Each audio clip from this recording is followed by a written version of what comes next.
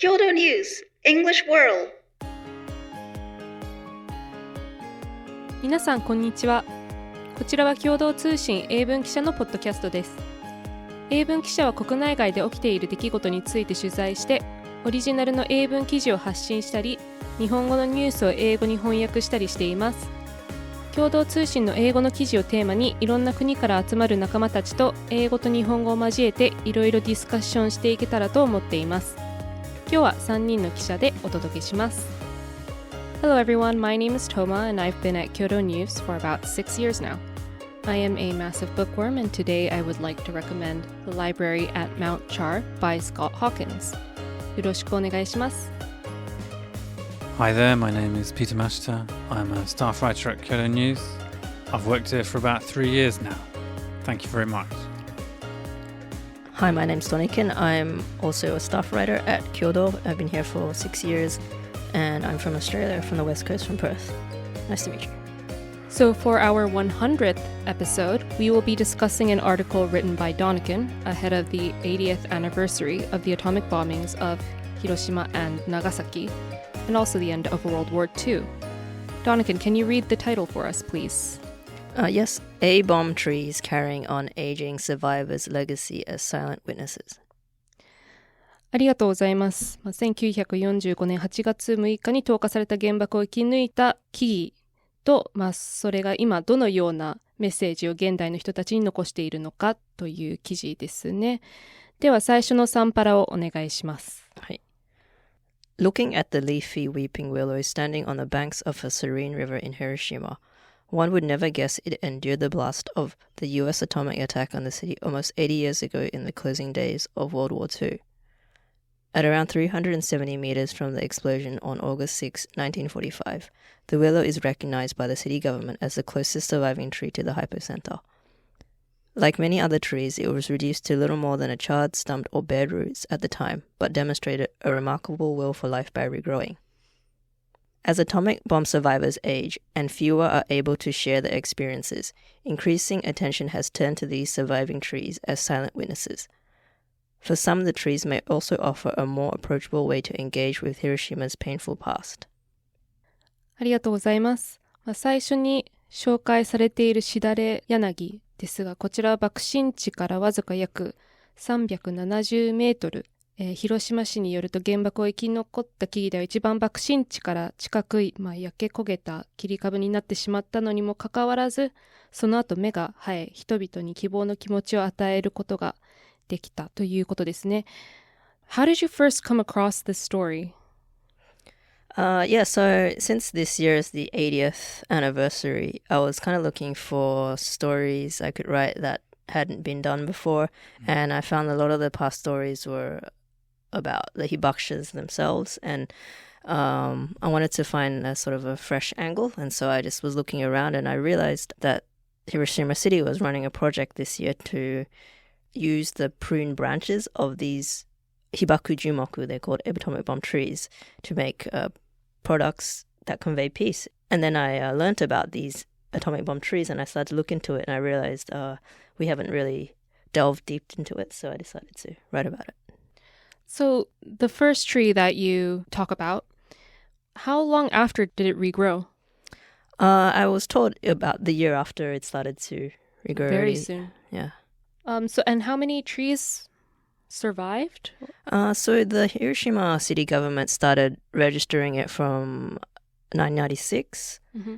At that time, I think there were around 170 that they registered, but now there's only about 160 remaining. I think 159 is an exact number. I noticed that you mentioned that the trees were bending inwards, leaning inwards. So they did a study and they found that over 80% of single trunk trees leant toward the hypocenter. And when they investigated why, they found that it was the side that was facing the hypocenter was weakened and grew slower.than the other side, and so it became to lean towards that way.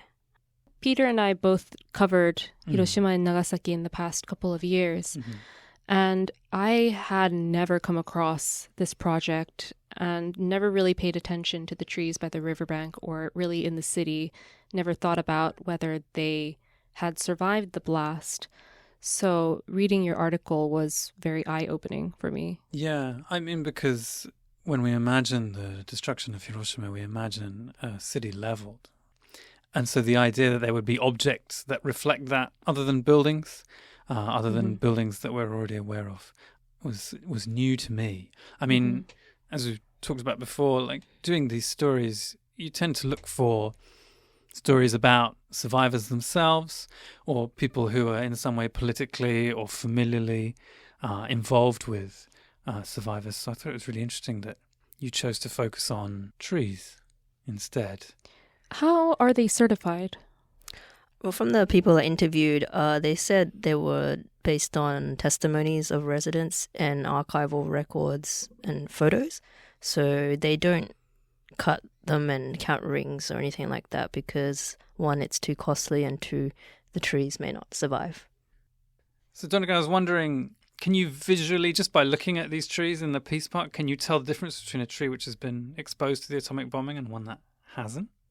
No, most of them, they just look like normal trees. If there wasn't any plaque or explanation there, you probably would not know. I mean, most of the trees in the Peace Park are just trees that were planted after. There's only a handful that were from before the atomic bombing. The only tree that you may be able to tell is the aogiri, which is the Chinese parasol trees, which when I went last month in April, they needed to be supported. So maybe you could tell they'd been through something. Yeah.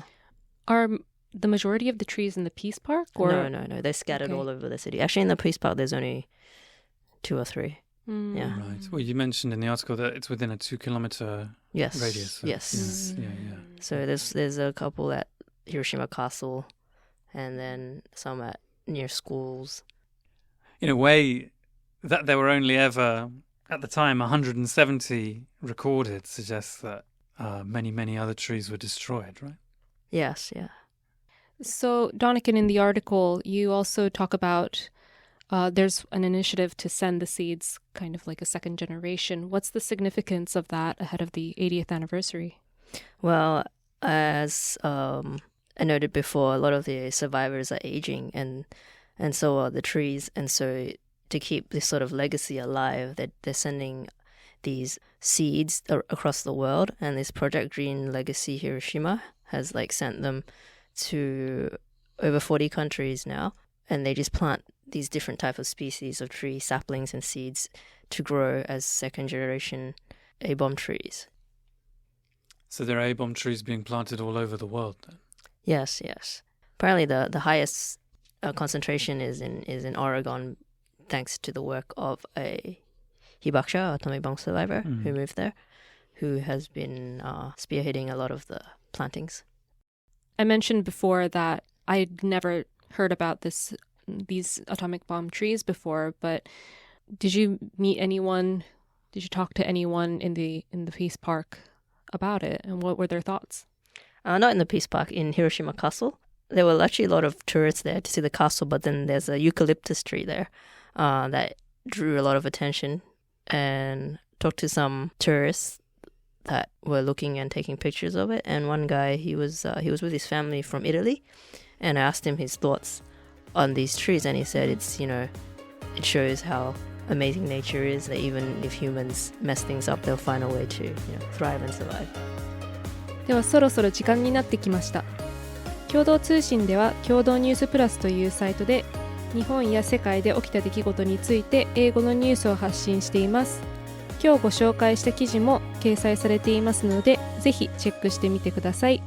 それでは皆さん、See you next time!